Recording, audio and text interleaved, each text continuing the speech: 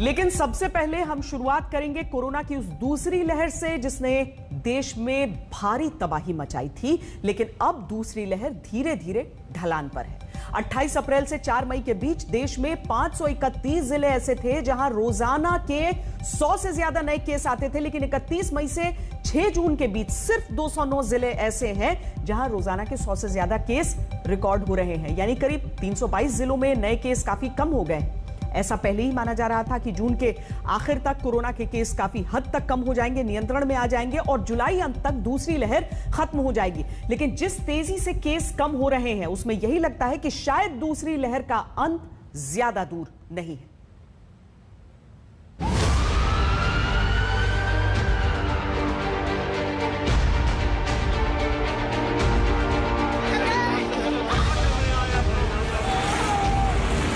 जिस दूसरी लहर ने देश की कमर तोड़ दी थी, जिस दूसरी लहर ने लाखों की सांसें छीन ली थी, जो दूसरी लहर देश पर सुनामी बनकर टूटी थी, उस दूसरी लहर का अब कैसे तेजी से दम भी निकल रहा है, ये आंकड़े साफ साफ बता रहे हैं। 7 मई को देश में कोरोना के 4,14,000 केस आए थे। ये कोरोना की दूसरी लहर का पीक था। तब से कोरोना के नए केस 79% तक कम हो गए और अब 1 लाख से भी नीचे पहुंच गए। 3 अप्रैल के बाद 66 दिन में पहली बार ऐसा हुआ है कि कोरोना के नए केस 1 लाख से कम आए। इसमें पिछले 4 हफ्ते बहुत अहम थे, जिसमें केस लगातार कम होते गए।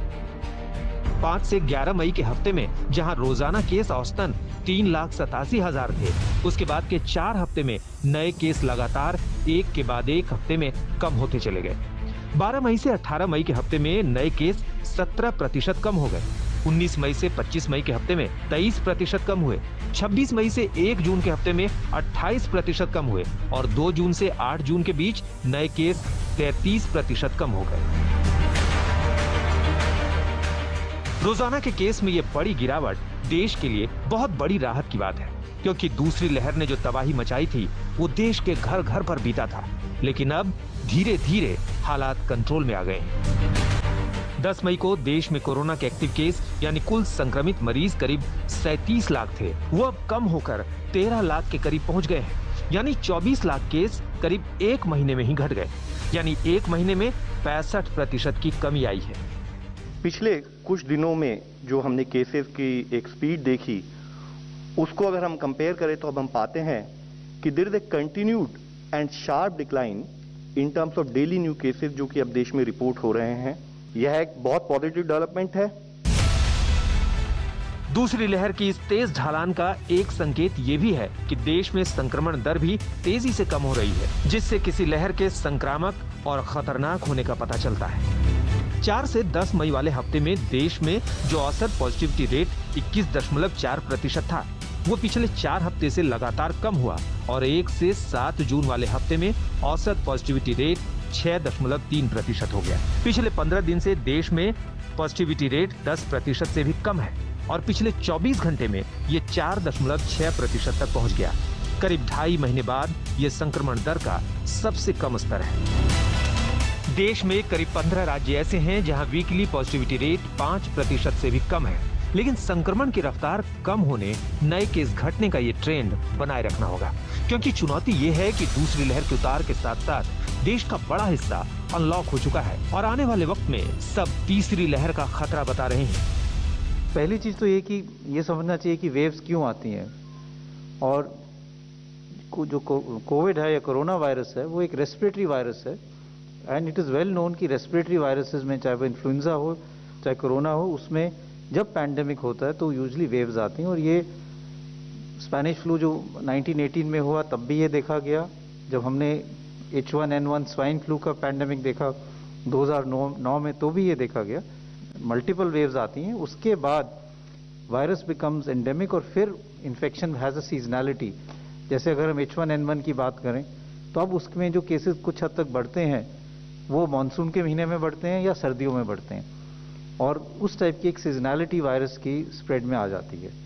और ये इसलिए आती है कि जब large part of the population either by vaccination और by natural infection has immunity. एक के बाद एक लहरें हर बड़ी महामारी में आती हैं। 100 साल पहले स्पेनिश फ्लू में भी यही हुआ था और कोरोना की चुनौती पर इसी से सबक लेने को कहा जा रहा है। अगर अगली लहर को रोकना है तो 3 बातें बहुत जरूरी हैं। पहली बात ये कि नियमों के पालन में कोई ढिलाई नहीं करनी चाहिए। दूसरी बात ये कि हेल्थ इंफ्रा को लगातार मजबूत करते रहना होगा और सबसे जरूरी बात कि जल्द से जल्द और ज्यादा से ज्यादा लोगों का वैक्सीनेशन कराना होगा, क्योंकि ये पता नहीं कि कोरोना का वायरस आगे कौन सा रूप बदले और कब अगली लहर का अटैक हो, और जब अगला अटैक हो तो किस पर ज्यादा असर होगा। आगे बच्चों पर खतरा जरूर बताया जा रहा है। हालांकि आज सरकार के एक्सपर्ट्स ने साफ किया है कि ऐसा कोई सबूत अब तक नहीं मिला है कि बच्चों के लिए खतरे वाली बात कही जा सके। अभी तक ऐसा कोई डेटा नहीं आया विद ओल्ड द वायरस और द न्यू वेरिएंट्स जहां पे ये दिखाया गया है कि बच्चों में अब ज्यादा सीरियस इन्फेक्शन हो।